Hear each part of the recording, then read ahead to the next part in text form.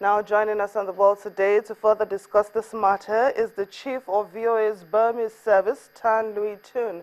You're welcome to the World today. Hi, Tammy. Now, Good afternoon. Thank you. What do you think led to Malaysia, Indonesia, and Thailand's change of heart over these migrants?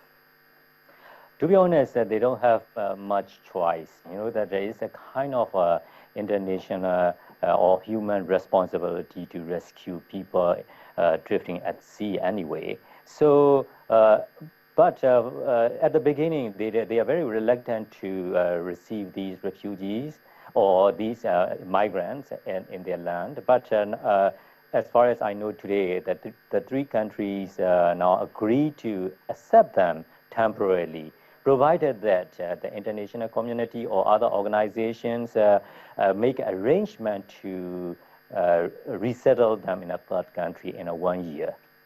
Now, how do you think that's going to play out? Do you think the international community will be able to resettle them in the space of 1 year? There will be difficult issues ahead, mainly because of you will see that the situation, especially, for example, like in a country like England, they refuse to take refugees from North Africa, and also the stance of Australian government, for example, like they are rejecting refugees. This is also something to do with the worldwide economic issue as well, and then a lot of other related issues. So it is quite difficult in that sense. And also there's another debate. It is that whether they have to accept them as refugees or simply as illegal immigrant. Is also that kind of difficult decision they have to make. Well, that's true, because Thailand's defense minister says the migrants are considered illegal because they have not fled from violence or conflict in a war zone. Do you agree with his view? Yeah, he pointed out something like, according to their experience, you know that Thailand has been is a country adjacent to a lot of war-torn countries like Burma and also Cambodia, Laos, as you've seen that. And then they have experienced a lot about those people who fled from the war. And then although they didn't assign that UN Refugee Convention, they somehow accepted that the refugee camps over their border. But this time, they clearly see this situation as those people fled from poverty or economic situation. So I don't know. I cannot judge on the situation. But to be honest, that area, to my knowledge, is very poverty-stricken area. And also, but I can say that it is not a kind of war-torn area. Now let's talk about the Rohingya Muslims. We know they're fleeing persecution in Myanmar.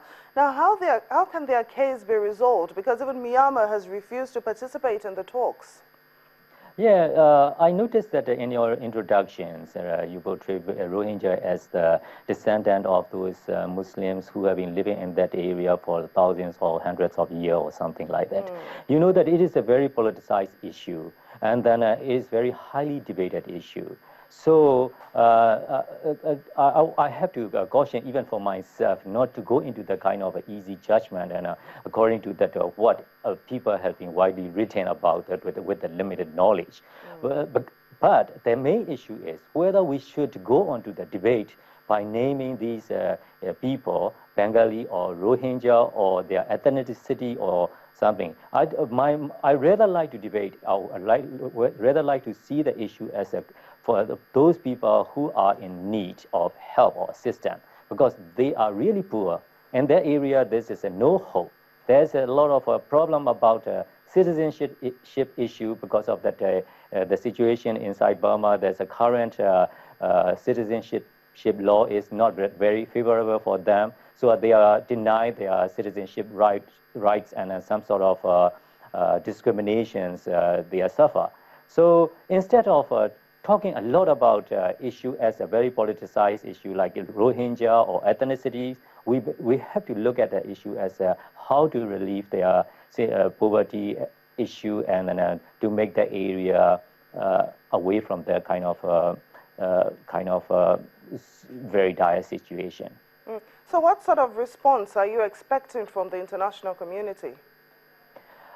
International communities look at that issue, and there are a lot of them now realize in that sense because of the, for example, like the United Nations, UNHCR, and other organizations, they are in contact with Burma, and they know how sensitive Burmese government is, and how sensitive that they look at other ethnic people like Arakan people are about that very politicized issues about the Rohingya ethnicity. So they rather now avoid the term and then look at the issues to relieve the poverty issue. And for example, like on 29th, there will be a kind of international meetings, including 17 countries in the region, to discuss the issue. And Burma has been rejecting that meeting because the meeting title is Rohingya issue. Now they change it to the illegal migrant issue.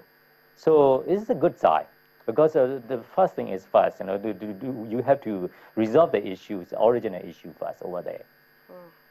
Well, it's really a sad issue. We hope that there is a resolution very soon, especially for the people that are affected by this crisis. Thank you very much, Tan, for joining us on The Ball today.